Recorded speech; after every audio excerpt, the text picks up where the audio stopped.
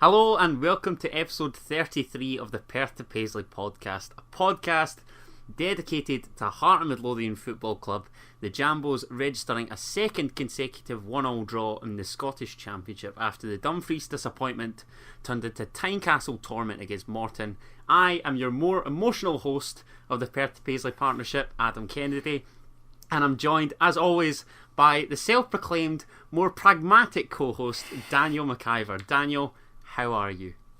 I'm doing very well. I like that we've now got defined titles within the show. Absolutely, mate. Yeah, it's been a long time coming, but this is just for first time listeners to distinguish who's who. So, but that being said, I'm actually not as angry as I thought I'd be heading into this episode. What is a great source of sort of casual therapy, however, are the Big Hearts Talk of the Toon calls, one of which I'm co-hosting with the This Is My Story boys upon the day of recording, Tuesday the 23rd at 7 o'clock. So if you fancy a wee chat, whether it be Hearts related or anything you like, then you can find all the info at bighearts.org.uk. We mention them whenever we can, but if you're still unfamiliar with these Zoom meetings for whatever reason, then all you need to know is that Talk of the Toon aims to offer supporters a chance to try and take their mind off the struggles of the pandemic, give fans an opportunity to have an informal chat with other Jambos like they used to at Tynecastle, any other grounds around the country, or at any pub of choice pre-COVID.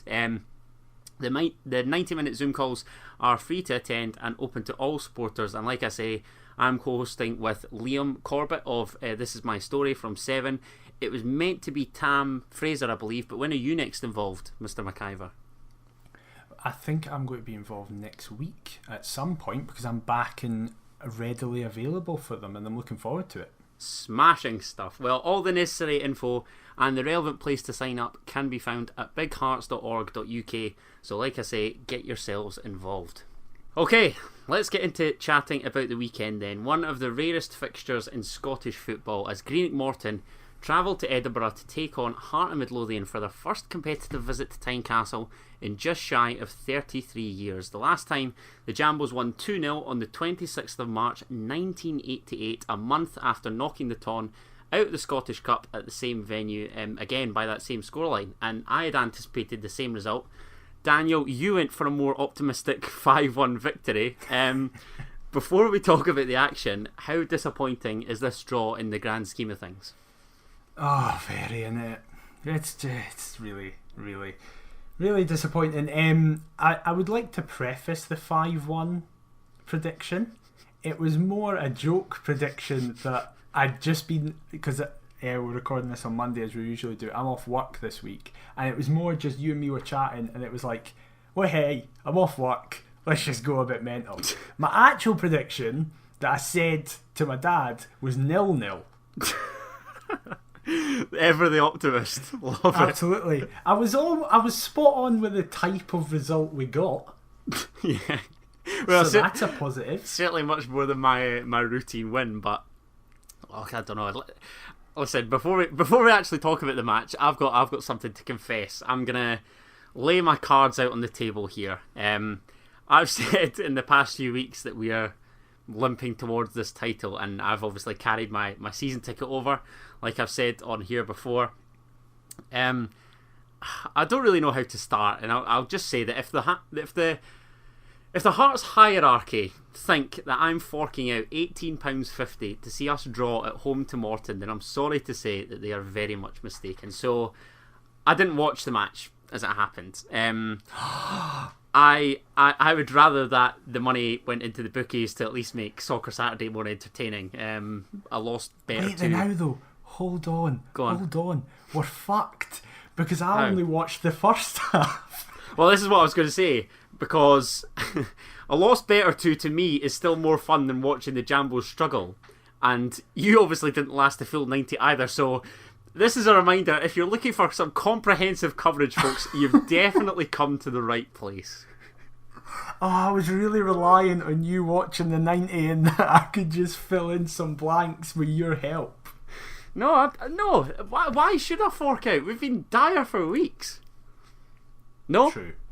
It's a fair point. It's a fair point. I find myself... I simultaneously love and hate Hearts. This is where I'm at. It got to the stage on Saturday when I'm looking at it thinking, I'm not even sure I'm angry. I'm obviously raging, but then I'm cooling off. And then something will happen like an hour or two later, and then I think back to it, and then I get all angry again. So, anyway, that's the predicament I find myself in. I don't know if you're in that same lull. I'm not, but in the sense of I wish I was, because I'd still be feeling something towards it. Yeah. And this is where I kind of wanted to have a wee discussion before we get into the game generally. I got into a discussion with a guy who follows me. I'm not actually sure if he listens. I hope he does, and I hope he enjoys it. We got into a wee debate because I just tweeted that I very much, if I didn't have to cover Hearts games for this, I wouldn't be watching Hearts games. And a couple of Hearts fans took that as me being a part of that camp that you yourself has been a part of for periods of time. I myself have mentioned aspects of it where it's like, this is ridiculous, we're playing awful, there's no positives. I like to, as we said at the start, I like to think I'm quite pragmatic, so I place myself in that camp. That isn't where that tweet came from. That, if you missed the tweet, it was me saying that I have the same reaction to us beating Dundee 6-2 to us drawing 1-1 at home in Morton. And the reason behind that isn't anything to do with Hearts, to be honest. It's the way I'm viewing the football just now, and I know it's because I can't go, and I know it's I get because that. There's no fans. I totally get that. And I think you're so limited, aren't you, with what we're having to kind of not suffer with as such, but it's not the same, is it? Yeah. It's because, for example, the reason I was saying that was like, I'm feeling that way around all football just now. So yeah. I've never really been one to watch the Premiership, like the English Premiership. I would watch Match of the Day often, but not that often. I wouldn't keep up with every single score, and then I'd watch quite a bit of the Champions League and stuff like that. And whilst I've watched the occasional Champions League game here or there, I feel really disassociated with football just now. So I didn't want people to take that as me going, I hate football just now. I hate Hearts just now, sorry. It's more that I just don't really have a lot of affection for football. But at the same time, it really reinforced to me on Saturday, and I think Fowler tweeted it, Craig Fowler, who said, I've disliked a lot of Hearts teams in the years, but this one might just take it.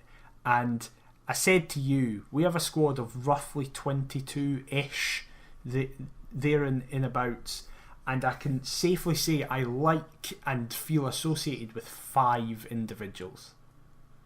Well, this is a good little discussion point, because are you going to get into these 5 individuals, or shall they remain nameless? No, because, I'll happily say who they are. Right, give us your quintet.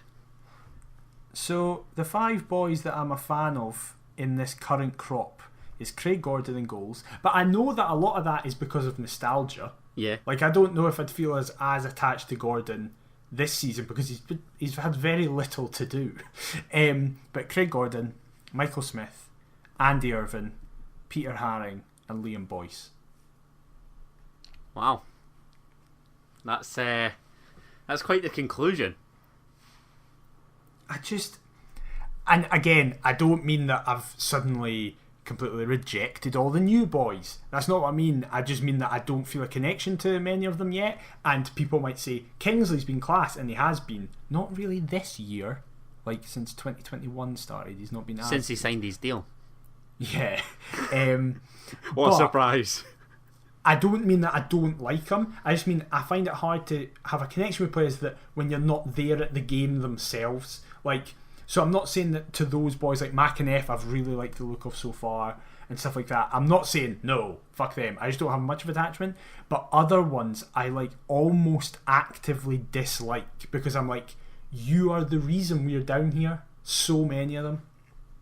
No, listen, mate. I totally get where you're coming from, and it sounds to me as though it's taken a while for that sort of feeling to kick in. Whereas for me, obviously being the more emotional, like we've discussed it, the two, it's either a love or hate thing, and this is what I go back to earlier on, where for as much as I love Hearts, I can equally hate Hearts, and I mean they've destroyed the weekend the past couple of weeks, really. Yeah. But anyway, let's get into discussing the weekend match, because Robbie was asked in his pre-match presser by Brian McLaughlin, was he worried about the performance in Dumfries against Queens, and obviously in the previous league match, and Robbie said when you're trying to win a league title, you're going to have ups and downs throughout the season. Michael Smith, one of your attached quintet, if you like, also spoke Fancy of him. who doesn't, also spoke Exactly. of his disappointment regarding the draw in Dumfries, claiming that the wins are more important than the performances, again another viewpoint of yours, but also spoke about us not being great and the squad's sort of desire to try and improve that, the lull, if you like, that we find ourselves in. Given this recent batch of results, are you somewhat concerned now that us being promoted automatically is in jeopardy? No, not at all. Why is that? Like, not even in the slightest, because this league is shit.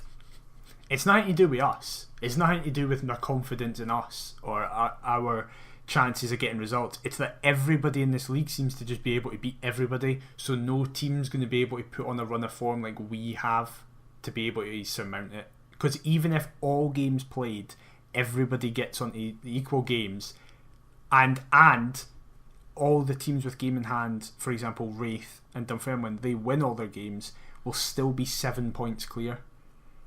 Yeah, no, I get that. I mean, I had a quick glance because I was worried that the gap, this sounds crazy, but I was worried that the gap was trimmed to 11 points. And Right. I had a little glance at the championship table just before we came on air, actually. Ayr United have dropped to 9th place, obviously the relegation playoff place. Well, wait till you hear this. Dunfermline in 2nd place on 27 points are closer to Ayr in 9th on 17, i.e. there's a 10-point difference, than they are to us in 1st. How mental is that? That's unbelievable, man. I honestly could not believe that when I saw it, but listen, I think we are making it trickier than need be, obviously, given the weekend's result. But let's talk about the match action or what we saw of it. Obviously, I caught the highlights. You caught the first however long. But And I've seen both goals. That's it. Jesus, have you not seen any other of the late chances? No. No, I've heard about them, but I've not seen them. Oh my word. Alright. Well, the Jambos made 2 changes for the torn strip to Tynecastle. Aaron McInnes, like you said, came in for his home debut and first start at the Portobello Pirlo's expense, and club captain Stephen Naismith was recalled into the 11, with the man that would go on and grab our equaliser, Jamie Walker, initially starting from the bench. So Hearts lined up as follows, with Craig Gordon in goal, back four Michael Smith, Mihai Popescu, Craig Halkett and Stephen Kingsley. In midfield, Andy Halliday and Aaron McInnes were the duo in front of the back four, with Javain Castanier also making his Tynecastle debut, and Gary Mackay-Steven out wide, with Stephen Naismith supporting Liam Boyce up front. Daniel, were you happy with that team initially? Because, let's be frank, that should beat Morton at home. I actually tweeted exactly verbatim, I like that a lot. Yeah. How wrong was I? No, Bill. We're gonna touch on the match as a whole, but I don't think that anybody would have begrudged you for, making that claim. I mean, for me, that's only a couple bodies out with our strongest 11. Yeah. So, I don't know. Anyway, if we talk about early chances, you've mentioned just there that you like the look of Aaron McInnes. I coincidentally also do, and it was nearly the ideal start for him. Obviously, like I mentioned, making his Tynecastle debut. A nice little build up down the left hand side. Andy Halliday, Stephen Kingsley, GMS, Naze all involved. Before the skipper sets up the Irishman, takes a touch before looking to place it past Aidan McAdams into the corner, sort of opening up the body. Given that encouraging start, with less than 5 minutes on the clock, Mr. McIver, did you feel that it was only a matter of time before we scored? Because to me, it really was. I thought we started really brightly. upon reflection. Yeah, I think one of the major complaints that a lot of Hearts fans have had this season is that we've started poorly or we've not started quickly enough. I don't think that can really be said about this. As you said, we had a number of chances. The save from McInnes was really good. The keeper made a really good save from his effort. But yeah, we just looked up for it, really. Especially in that first opening 15-20 minutes.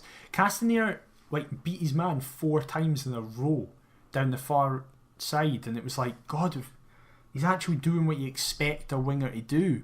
McInnes put in a few poor crosses for corners, but then he just kind of seemed to get his head round, and I thought he put in a lot of good corners actually that should have happened. The Popescu miss is unbelievable. Well, this is what I was going to say, because to me that start, it was as though we had a point to prove, and that was somewhat refreshing. You know, the main bugbear of mine from the Dumfries disappointment was having gone behind and sort of probing, nothing really happening. It was just sort of casual possession with no real penetration. So the fact that we've gone out there, flown out the blocks, to me was really encouraging. But like you mentioned, a couple minutes after that, Hearts should have been ahead. A glorious chance falls to Mihai Popescu after McInnes' corners initially cleared only as far as Castanier, nods down to Leon Boyce, and he centres for Popescu. Must be all of 5-6 yards out, but it really is a typical centre-half finish. That's the best that I can sum it up. How on earth did we not take the lead there? Can you riddle me that? Well, I'd just like to firstly say I didn't think I'd see a worse miss than that this weekend, and then Ryan Christie just showed up. But that if you didn't know who Ryan Christie was, you'd think he was a centre-half like Popescu, because that is exactly what it was. It was the definition of a centre-half's finish. Listen, God love him, we've said this, we love the idea of Mihai Popescu, but whenever he gets into the box, he just seems to go, ah! And just try and completely panic when all I had to do there was just side foot it. He didn't need to put any form of power on it at all. That had already been handled. And then it is just this kind of, listen, as a centre-half, former centre-half myself, I know what it's like when you're in the opposition box. When the ball's in the air, you're loving life. As soon as it drops below shoulder height, you're freaking out and panicking, because you know that's not what you're designed for. But he didn't have anybody marking him. He almost had time to take a touch, and it is one of those chances where I'll just never know how he missed. He just seems to crumble like a digestive, doesn't he? Really, that's the best way I can sum him up. I felt quite bad for him after it because his confidence looked shot. Yeah, it was as though it all sort of zapped out from there on in, didn't it? He did look very bereft of confidence, but we as a whole didn't look as though we were bereft of confidence. We had the chance that fell to Michael Smith at the back post, and but for a poor finish again, could have been ahead. The Halliday volley that flashed just over the bar. Liam Boyce then hits the Demba himself with a fantastic flick from a tight angle. At this stage again, it just, to me, it defied belief how we weren't ahead. Can you put your finger on it as to why that wasn't the case? Because we certainly seemed to carve out a good few opportunities. It was one of those days, and I don't know if that continued into the second half, but in the first half, it was one of those days where it's like nothing is going to go in the day. It doesn't matter. We could have 100 shots and we're not going to get a fair reflection. Now, the other big reason, which is probably more apt, is that none of them were on target. No. Well, that's true. Can we? I mean, what have we got to do in order to sharpen up in an offensive sense? Well, this is the thing, right? Because we've got the personnel. I truly believe that we've got the personnel. I don't want to say I want to call you out, but I want to raise this point to you. Oh, God. Yes. You were amongst the people, and you were the shining light for this on this podcast, who your complaint previously was that we weren't keeping clean sheets and that we were conceding too many goals. We'll get into that. Don't you worry. Yeah. Whereas my point was, listen, I think in this division, we can just kind of back ourselves to outscore the opponents, which had been happening. Obviously, there were exceptions to that rule. Dundee, Alloa, Wraith, Dunfermline. Yeah. Right? There were exceptions to that rule, but generally, the games we won for the majority of the season. Yeah, the first maybe 10, 11 games. Yes. We were just like it was like kamikaze. We were just going for it, right? But then the complaint from the stands, and well, not the virtual stands, and Craig Gordon was that wasn't good enough. We needed to be keeping clean sheets. We now seem to have went the other way. We're conceding less goals, but we're doing fuck all in front of the oppositions. I'm starting to think we were bipolar. Well, so what would you rather have? That's my question. Oh. Be annoyed that we're conceding loads, but we're still winning games and scoring loads, or we generally have a tighter defence, as we've only conceded one against Morton, then one against Queen of the South, none against Dunfermline, none against Ayr. Or we go back to scoring hunters, but we're conceding 3 against Ayr, 3 against Dunfermline, 3 against Dundee, etc, etc, etc.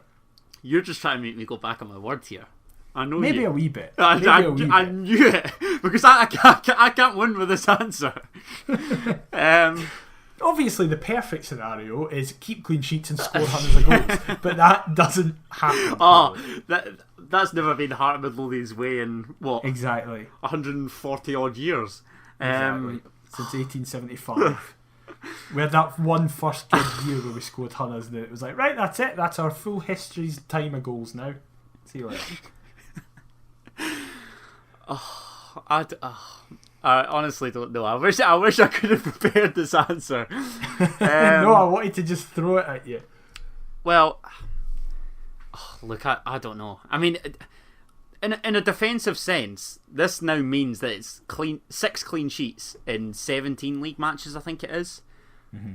I mean, that's for a championship winning side, that's not particularly great.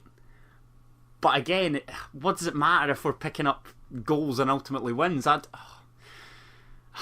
There's no definitive answer here for me. I really don't know. That's fair. I think I would, if I had to choose one, and this is being entirely honest, it probably would be the outscore, because then at least games are entertaining, and it sort of takes away from what we're saying beforehand with the lack of crowd and whatever. But again, how many times have you said particularly that you would happily have taken 27 1-0 wins? Yep. So absolutely. It's 6 and 2 threes, isn't it, really, mate? But you mentioned the sort of defensive frailties, if you like. In the game, we switch off for virtually a minute and are ultimately punished for it. I was going to ask you, is this down to playing personnel? Is it a coaching catastrophe? What do you think it's down to?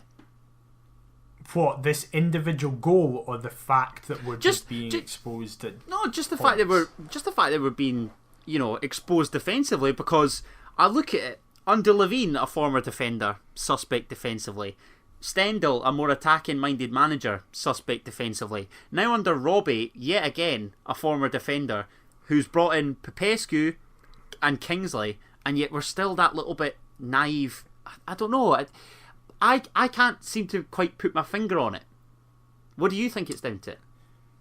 There's an element of it's symptomatic of the whole club just now, where despite multiple different personnels in both playing and managerial roles, there just seems to be threads of consistency. So, for example, as a joke thing that Hearts fans always say is that we make good strikers shit. It doesn't matter, which has been proven to be true over the course. Exactly, but think of for example, in our lifetime, and the amount of strikers we could name, that has presided over literal decades of different management, players, and stuff like that. There's no conjuncture between them, no link between them, but inexplicably, Heart of Midlothian can sometimes and often ruin strikers, much like, regardless of personnel and the manager, for the majority of our lifetime, we've been rubbish away from home.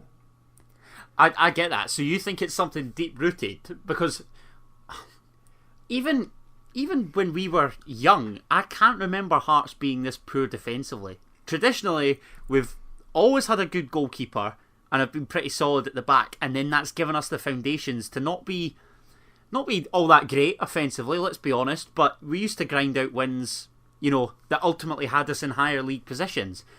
Do you just think it's, where has this began from? Yeah, I don't want that to be construed as I'm making excuses for Robbie and the players. No, of course. Because it is still unacceptable. But I guess the argument is, when you look at it in the bigger picture, especially in the last few games where we've only conceded once at kind of most each game, that's reasonably solid for it in a general sense. But as you say, in the Championship, are we? Because that's where the discussion goes. Does it get to the point where Hearts fans are saying we never want you to concede? Because that isn't going to happen. Of course. But then on the flip side, is it more a link between attack and defence where we wouldn't be bothered about conceding 1 against Morton if we put 4 past them? Yeah, I just look at successful teams, and your foundations are built from the back for the most part for me. I mean, what's the saying? Your defence wins you games, but the attack decides by how many. And it just, I think we are the sort of, I don't want to say the club proof, but we're the evident proof of that at the minute for me. I mean, let's talk about it, because Morton nearly made us pay for all these missed opportunities. Aidan Nesbitt, who has played under Robbie before at both MK Dons and Dundee United, sends a cross that very nearly catches Craig Gordon out. Again, hits the bar. I mean, could you imagine the meltdown had that gone in, given we'd been so dominant? At half-time, what were your kind of immediate thoughts after that? Because that wasn't all that long before the end of the half. Well, at half-time, I got into an argument with you and Murray. As you do. As you do. I love how we're... I think Robert Borthwick would be so proud of us in this Embrace the Beef campaign. Obviously, that had a bit of a collapse. We're trying to reignite it, whether it be me against Michael Stewart, now you against Ewan Murray. This is the sort of drama that we're craving, both on and off the park. So I think we have to get, props for that. But explain to the non-Twitter users amongst our listeners your beef. So basically what happened was Ewan Murray just tweeted in all capital letters "boo" at half time. And I didn't actually expect a response. It was a very just flippant comment. I just replied. I didn't even reply. I just quote tweeted it going, I think we've been no bad. Because that was kind of my summary of the first half. We've not been amazing, but we've been pretty decent. And my opinion was we're just going to go on and we're going to get the goals necessary and do it fine. Ewan Murray then replied with, "You're easily pleased." To which my response was, yes, it is pleasing to see us have high tempo, new boys looking good, limiting them to 0 clear-cut opportunities and looking quite solid. So yes, that is pleasing. And he responded with, "So you seriously think GMS and Castanier have done well?" And my response was, "I'll give you GMS. I'd kind of forgotten that GMS was even playing. So I was like, I'll give you that. I actually thought in that first half Castanier did look good overall in the half. He definitely had some idiotic moments, and I've heard about some idiotic moments that he had in the second half." Sorry, mate. He was coincidentally somebody that you were wanting to start in this match in the last pod. So it was justified, obviously, with his inclusion for me. Definitely. And then I made the point. I was like, however, you're not mentioning Aaron McInnes, who has arguably been the best player in the park. Totally agree. And then I can't mind what he said. He said something else, and I was just like, right, okay, whatever. He said McInnes has been fine. Look at who he's playing against. And my response was, you can only play against what's in front of you, and he's doing well with what's in front of him. And I just didn't get a response. But that was pretty much my summary. I thought McInnes looked fantastic. I thought we were playing with tempo. Yeah, we kind of fell out of it in the last 10 minutes or so. But that first 20-25 minutes, I was like, if we can emulate that in the second half, we'll be fine. And then that's where it started making me realise, going, but I don't have any ambition or want to watch the second half. Which I think is even worse, because I tuned out, I stopped watching when we were still playing all right and we hadn't even conceded, which I think is a testament to how disenfranchised I'm currently feeling about football right now. No, of course, and listen, you're not the only one. I mean, the meltdown then ensues after a fine finish, I've got to be honest, from Morton midfielder Craig McGuffey. Powerful left-footed strike that flies past Craig Gordon in a flash. And given our dominance, it just appeared as though they'd given a lesson to us in how to finish. And we're ahead, obviously chasing their first win in Gorgie since 1984. I mean, my dad would have been younger than Andy Irving. So wow. I say it all the time, but it's the oldest saying in the book, and if you don't take your chances, then you will get punished. And even at this level, that just appears to be the case. I wanted to ask you, because I saw on Twitter, I saw various calls about Peter Haring and his lack of game times, lack of action. Given Craig Levein signed him initially as a centre half, would you be inclined to put him at centre back, given, you know, our defensive frailties still? I mean, I'm not saying that the goal was down to a centre half per se. I mean, I just think that there's far too much room on their left and our right flank. But given how poor we've been at the back, sort of these past two games, obviously conceding to both Queens, albeit it was a penalty, and Morton, would you be willing to chuck Big Pete at the back? I'd be willing to chuck Haring literally any position on that park. So centre half can be one of them, sure. That's another aspect I wanted to speak about. Before I get into that, I will say it's Michael Smith at fault for the goal. Yeah, well, it comes down the left, so yeah. Yeah. Yeah, it's got to be. I know that the argument will be they're all pressed across far left. I know that, so Smith has to tuck in, and he does. But he tucks in far too much. He almost becomes a sweeper, and he's dropped below Popescu, and he's kind of just followed Popescu's man for some reason. I know Popescu stepped up as well, but Popescu can drop in. It means that Popescu's kind of stranded, because if he drops in, Smith's just there, and then Smith, as we see, isn't with his man on the far side. But the Peter Haring thing, I'd be absolutely fine chucking him in at centre half. That is fine with me. But and listen, folk are going to get on to me for this. And again, I didn't watch the second half, so I don't know what he was like. There is no one can tell me that Peter Haring wouldn't be an improvement over Andy Halliday. Oh, controversial. But probably correct. Listen, in the grand scheme of things, we've said that Halliday has underwhelmed. I feel in the bigger games, for when we do get promoted, that could be the making of our kind of defensive duo in front of the back four. For the likes of, I don't know, the old firm coming to Tiny or whoever. What, Haring and Halliday? Yeah. I don't want that. Why not? Because I don't think they work well together. They're doing each other's jobs. Well, this is what I was going to say, because I get the impression that Robbie might set up a bit too defensive in these type of games. No? But this is the thing. So I do get that, right? I totally get that some people will say having two midfielders is too defensive. I think, though, people are misconstruing what those job roles are. I think people are taking them to be two holding midfielders, which I don't believe they are.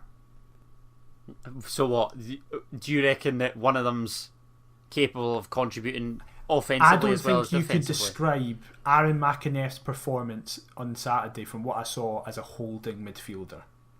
No, but so what? But I think people are saying that there's the complaint I've seen a lot is that, for fuck's sake, why is Robbie playing two holding midfielders? I don't think he is. I think he's playing one, and the problem is that the one who's having to be the holding midfielder can't do it in the form of Andy Halliday. So often, whoever his partner is, for example Irving, drops deeper because he knows that he's going to have to do clean-up. McInnes, he had to do a bit more defensive duties than I think he would prefer to do. Herring is better than Halliday in every position valuable. So the problem is, and I think we'll get to it with another individual about forcing into the team, I feel the worry is Halliday can only do the holding midfield role. That's all he can do. Well, this is what I was going to get into, because for me, neither Andy Halliday or Peter Haring can contribute in the same way that Aaron McInnes can. Exactly, that's why I'd really like to see, Fraser, I know we're going to get to it much later on, but I'd really like to see us start on Friday night with Herring and McInnes. Interesting. Do you think Big Pete's up to it fitness-wise? Because... But this is the thing, that's not why he's not playing, which is what I am infuriated by. Robbie did say it's sort of trying to squeeze a minute at present, isn't it? Like, that's bullshit. Because... I'm not buying it either. His argument is... The argument he used was, listen, everybody's got to wait for an opportunity. And players need to take them when they become available. Andy Halliday has, as you said, even being kind to him, has been underwhelming this season. Peter Haring, yes, the 2 games he's played in the league this season, he's been underwhelming. But he's been one of the best players, arguably the best player at the club for the last 3 years. So I don't understand why we're giving Andy Halliday the benefit of the doubt and being told, listen, he'll play himself into form just because he's not had a pre-season. But Herring, who's been out for a fucking 9 years, it feels like, but in the time that he was fit, was our best player. I don't understand why he's not allowed to just cement himself in the team, give him a run of 5 games, especially in this league. Do you think that's down to the fact that maybe Robbie's signed Halliday and it's sort of trying to prove to the fan base that, well, look, I've brought this guy in, I think he can contribute for the large duration of our season, so I'm going to persist with him in this league in the hope that he can then rectify it with a full pre-season for when we get back to the top tier? Or do you just think, I don't know, I just feel as though Robbie's stuck Halliday in there and persisted with him because it looks sort of sceptical that he then doesn't use him, given it was him that signed him. Do you see what I'm trying to say? I totally get what you mean, and if that is the reason, that's not a good enough reason. I know that you're not saying it is, but I just mean generally. Because, as I say, like, it was when he, in that same article piece, he mentioned the fact that, look, Popescu had a few bad games, Berra came in, did well, and then Popescu took his opportunity. It's like, there's so many things wrong with that sentence. It's like, Popescu, yeah, didn't he look amazing? Like, the Dunfermline game was the one he was dropped, but I think there was worse individuals. Berra came in and did not do well. He did almost the complete opposite of doing well. We conceded more goals when Berra played. And hold on a minute. According to Michael Stewart, he's a new man and a key component for this Hearts team, no?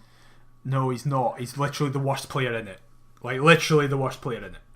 But Popescu then didn't take a chance when Berra was out of form. Berra got hurt. That was the only reason Popescu got brought back in. So it's not like he took an opportunity. I mean, I get the point that he took an opportunity in the sense of he didn't fuck up massively, but he was playing the same way that he was playing before they got dropped. And now Robbie's just not dropping him anymore. So, and the same argument where it's like, oh, Herring has 2 bad games, so gets dropped. Yet Elliot Freer, Jordan Roberts, Andy Halliday were persisted with, and one of them is still being persisted with, even after countless games of either being completely ineffective or actually being one of the worst players. I mean, we've talked about personnel there for a fair whack. Do you feel as though the formation's got to change? Because to me, we've talked about kind of 2 holding mids. Robbie mentioned favouring a one-up top system prior to the Morton match for wanting to dominate proceedings in the middle, and I get that, but then he also talked about picking up on second balls. I mean, as far as I'm concerned, against Morton we should have the fair share of possession anyway, so surely we don't need somebody to pick up on them as such. I just feel as though, again, I hark back to making opposition teams fear us rather than anything that they're going to do. Yeah, anything that they're going to do to us. We should be out essentially laying the blueprint for how the game's going to go, no? Again, I do totally agree. I only want us to play with a 2 up front when we're playing a 3 at the back. I don't like a 4-4-2. Interesting. I don't think we have the personnel for it. No? No, because we played 4-4-2 in that first half against Ayr, and it was terrible. Now I know it's not exactly the ideal conditions to test a new formation, and I would be fine with seeing it happen.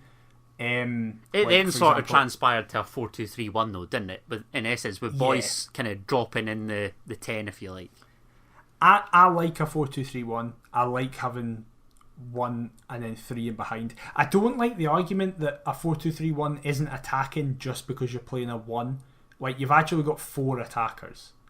Like, football has moved on from if you have 2 strikers, you're suddenly attacking. Like, by that logic, Liverpool last season were never attacking because they didn't technically play with a striker, because Firmino was in a false 9 and then they had overlapping wingers. Like, that's more attacking. Would that not be a front 3, no? But that's the thing. That's still not a 2. Like, I think the complaint a lot of people have is that we don't play Nandwilly and Boyce up front every single game. And I get that, but I think you need to. I'm fine with a 3. I'm fine with a 4-3-3. I'd actually really like a 4-3-3, but that's still, to some people, they would say no, that's still 1 striker. Like, they would look at because a 4-2-3-1 is essentially a 4-3-3 if you just have the wingers go more attacking and the 10 drop a bit deeper. Like, yeah, basically. Yeah, listen, I'm glad you said that, because I wanted to mention your man Big Nando, because it's funny that you say that. I just feel as though with Craig Whiten, obviously the now free scoring forward at Dunfermline, having left the club, that only leaves him and Boyce sort of as they recognised out and out strikers. I sort of would have liked to have seen both up front, but I'm interested to gain your thoughts overall regarding our attacking elements, because the manager obviously spoke about the frustrations in front of goal. We had something along the lines of 26 shots and have obviously only scored the once. So, and only 3 on target from those 26. I mean, when Nandwilly came on, he just gave us a new lease of life. I actually thought that was the perfect substitution.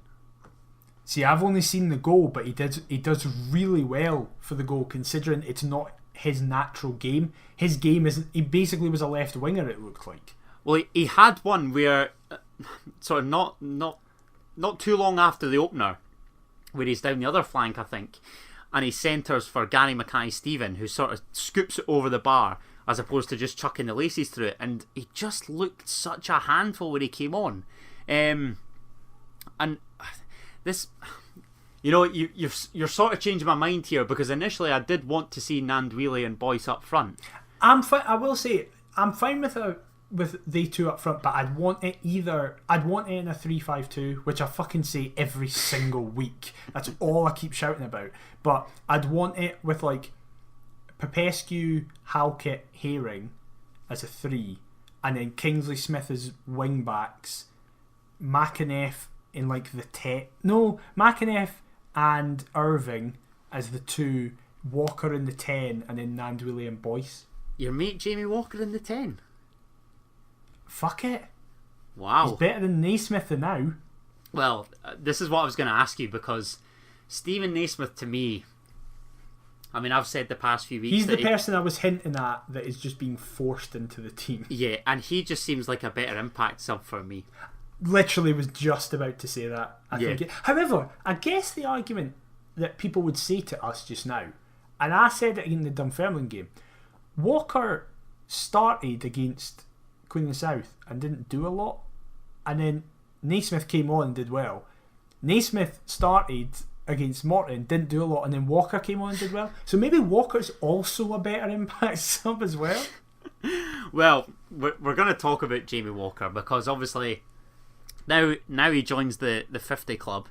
I mean, I don't know really what else there is to say about the second half, because there's a couple. It's a good goal. There's a couple opportunities, and there's nothing major, but it is a great goal. I mean, it just he actually could have scored a couple minutes prior there was some I good. did hear about this. There was some good work this. from Gary Mackay-Steven, the type of thing that I've been craving. And he gets the better of his man. He loops a ball to the back stick, and Jamie catches sort of on the volley with a little sort of acrobatic effort. And then, like you say, it is a fine header. A good ball from Big Nando and a great header. And Robbie mentioned that we're perhaps beginning to see the best of Jamie Walker in this second spell. In my opinion, anyway, he's been the man of the moment in recent weeks. Would you go along with that as somebody that's never heard of criticising Jamie Walker, that perhaps we are beginning to see the best of him? Or is it still too soon? I wouldn't say he's been the man of the moment, because I think Boyce has been that. I think Boyce has just been consistently great. Okay. I know that Walker will get a lot of the headlines because he's now got 50 goals. He came on against Dunfermline and won it with a great goal. And a lot of people like him, so they feel, because just like with, for example, Smith, or for example Boyce, with me, and I'm never shy about the fact I really like them, I will big them up more than I would big up other people. I think that kind of happens with Walker to an extent. But listen, I'm not going to sit here this week and slag him. I was going to say, is this in response to the haters? No, but I still don't think he's been good this season in terms of what I expect from Jamie Walker. No, I'm not saying he hasn't been good. No, I'm saying for the levels that he should be at. And it's more over the piece you're meaning rather than this past month or so. In the last, for example, this past month, him and Boyce have probably been our two best players. Yeah, and again, this is why I wanted to mention Big Nando, because... What's that, 4 games and 3 goal contributions? Yeah. Is that right? 2 goals and an assist? Something like that. But anyway, it just... What would you like to see for our attacking elements going forward? Is it a case of Walker supporting Boyce with Nandwili off the bench, or... I mean... If Boyce is fit, he surely starts. But then, given how good Big Nando was at the weekend, I wouldn't be against him starting as opposed to Boyce and maybe give him a rest. I don't know. I just now don't think you can drop Boyce, because I think I would understand that if we were playing loads of games, but we're playing once a week now. Yeah, I suppose it's enough of a gap, isn't it? Yeah, that's fair enough. But I do, as I say, listen, I'm going to say it every single week until it happens in 2039. I want to see 3-5-2. Even when we've not got the personnel anymore. But especially now, when I think we have exactly the right personnel. Because at the start of the season, one of the biggest positives was the bombastic nature of Smith and Kingsley. Smith and Kingsley both have got several goals between them. And then we've just suddenly stopped doing that. And I think it fixes a lot of problems that a lot of fans, myself included, have been saying, that we're not getting the best out of the wide areas. We are when they two are the wide people. Well, I was going to ask exactly that. Is that just down to the wingers obviously being recruited coming into the club, that's the reason why they are not sort of pushing on as much now? I think so. I think it's because they have players in front of them who are being told, you just need to attack. And Smith and Kingsley are being told, you need to sit back a bit more. And I think it's just making them look worse, because you're now not getting to see as many chances where they bomb forward. And again, just with the centre halves, it allows Popescu to play on the outside of a 3 where he's more confident in bringing the ball out. Heron can sit a wee bit deeper. Halkett can bring it out as well. Then in the middle, as a 3, you can have this fucking hundreds of centre mids here now.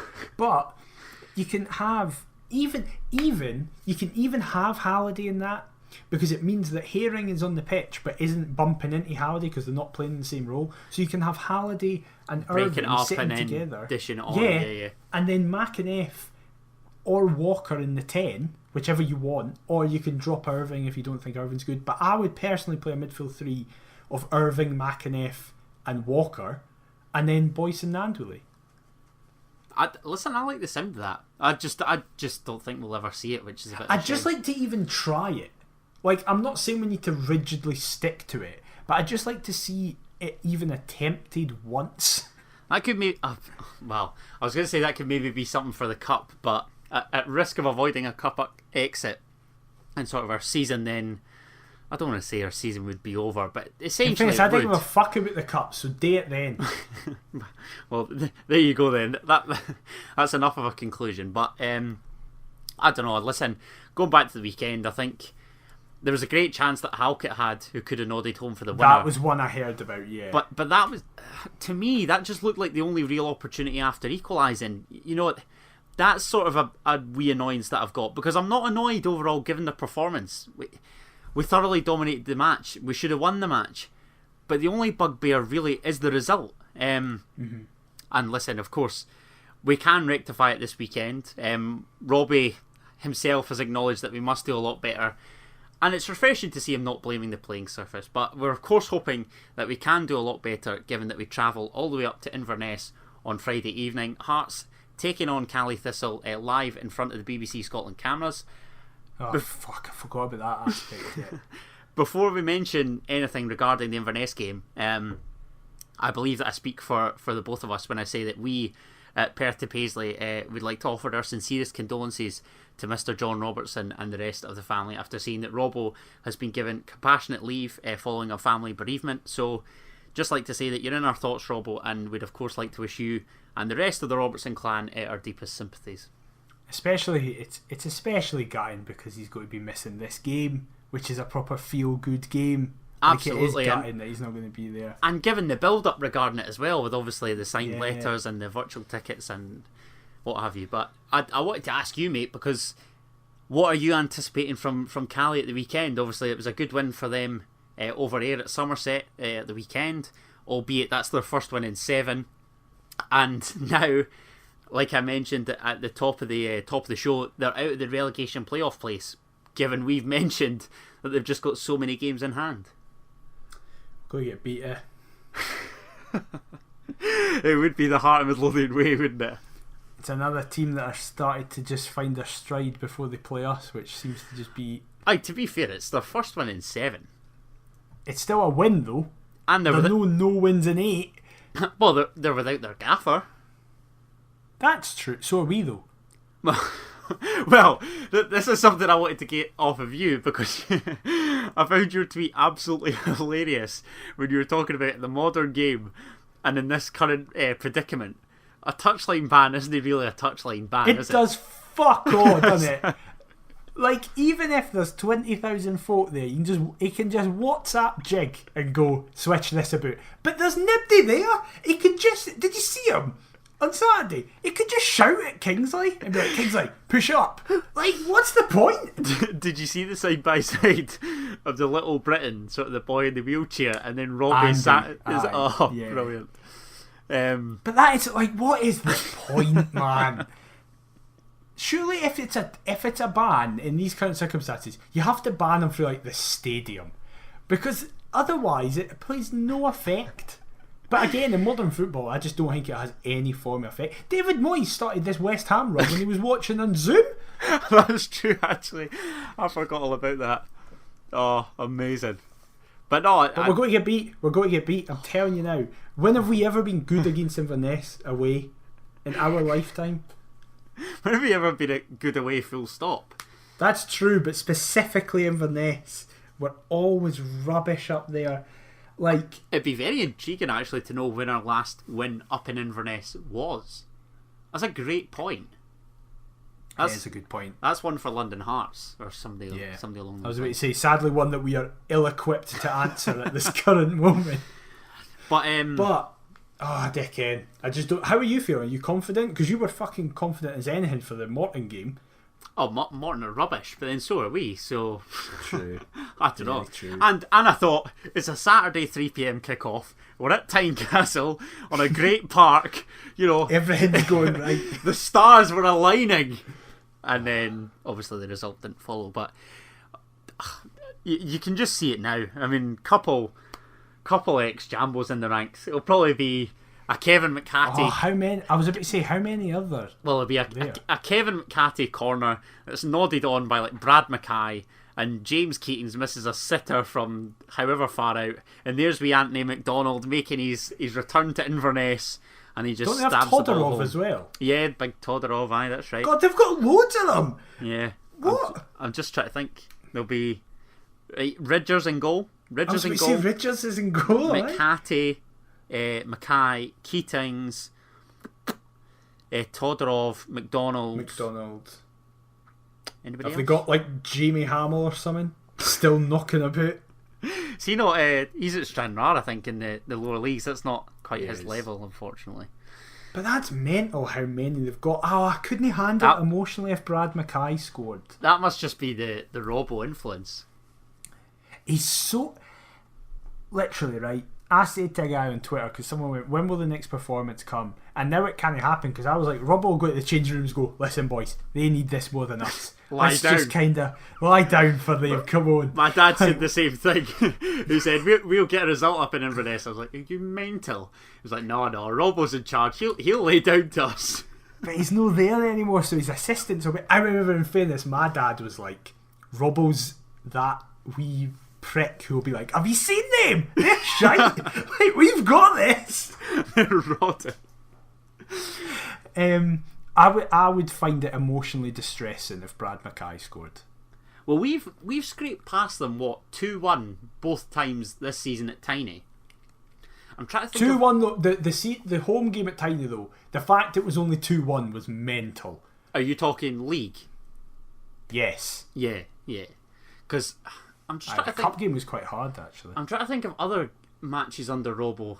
The League Cup under Levine, we won 5-0. Really easy. Yeah, and obviously that same season did them in the Scottish Cup semi. Yeah, that was really 3-0 as well. So. That has led me to one of my most incredulous moments as a part of a crowd. When was that at Hampden? Yeah, when we went in 0-0 after absolutely battering them, and some folk booed, and me and this guy 4 rows down were both just like, we've been good, and then we came out and absolutely obliterated them again. And it was like, I know it's 0-0, but it's like we've been all over them. No, listen, that first half, oh my god, that is PTSD at its finest. That was like, it was like two sides just flinging shite at one another, wasn't it? It was absolutely What, in the awful. Semi? Oh, it was terrible. And what then, you were part of that booing folk. No, that's what this was. Listen, I wouldn't. I don't think I've ever booed Hearts, surprisingly, but no, that first half. I do not believe that. Oh, I do not believe. I that swear. You've never booed. I swear. I think I've booed. Ask a single soul. I've never booed us ever. I think I've booed.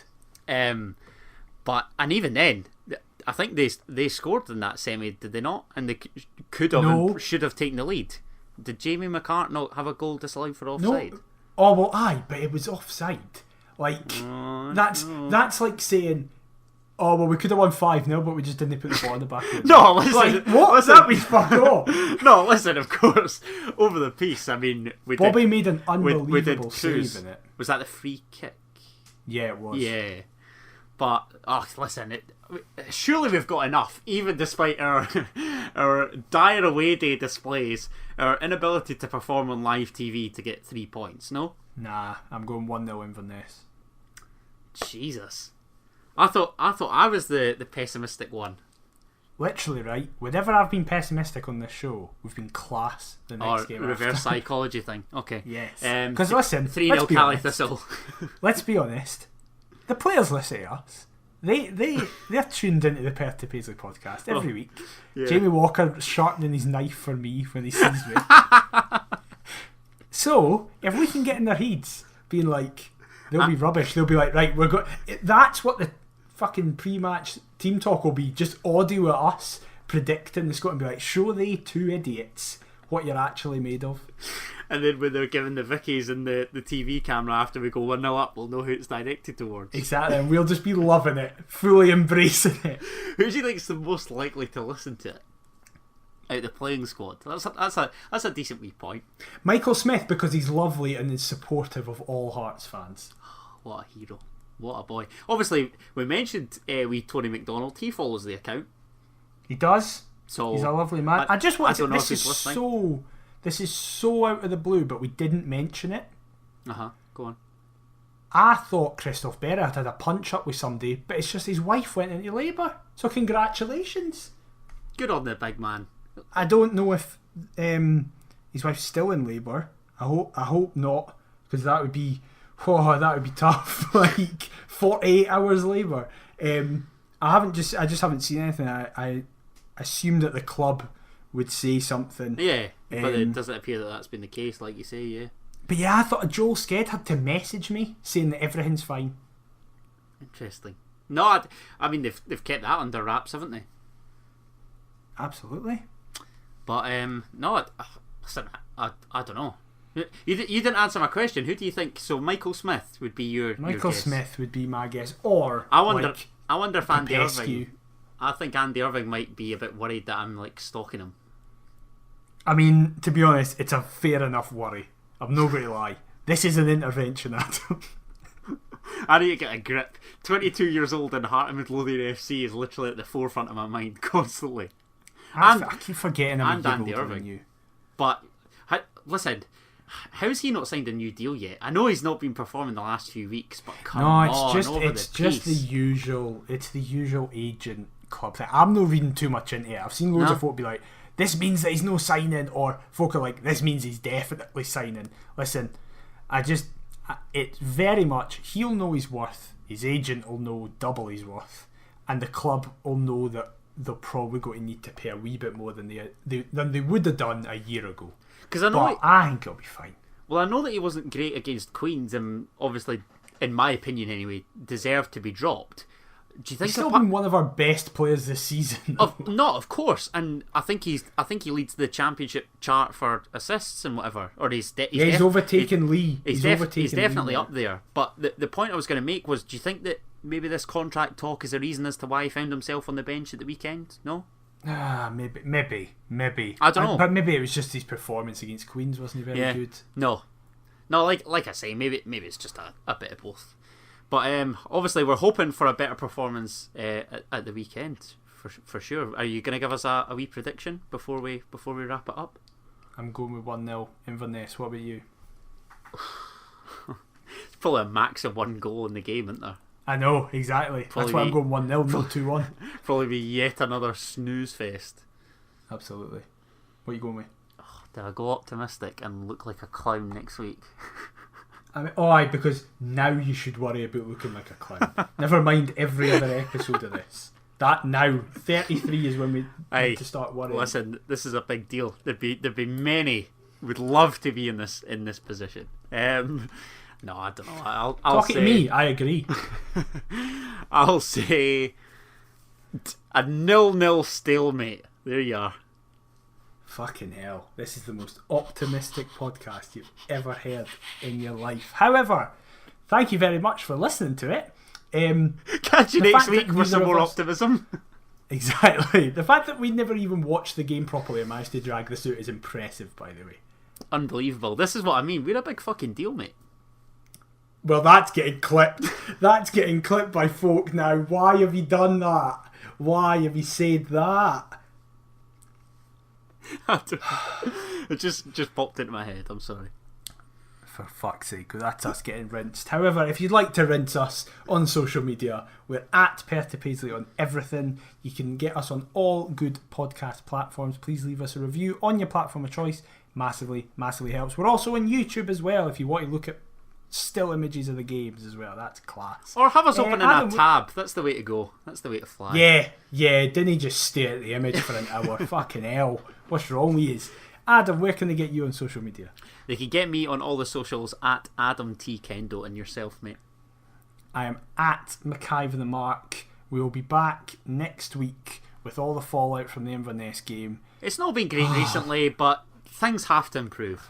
Surely. Exactly. Let's just hope for more positivity. Well done to Jamie Walker for getting 50 goals, and we'll see you next week. Keep the faith on the JTs!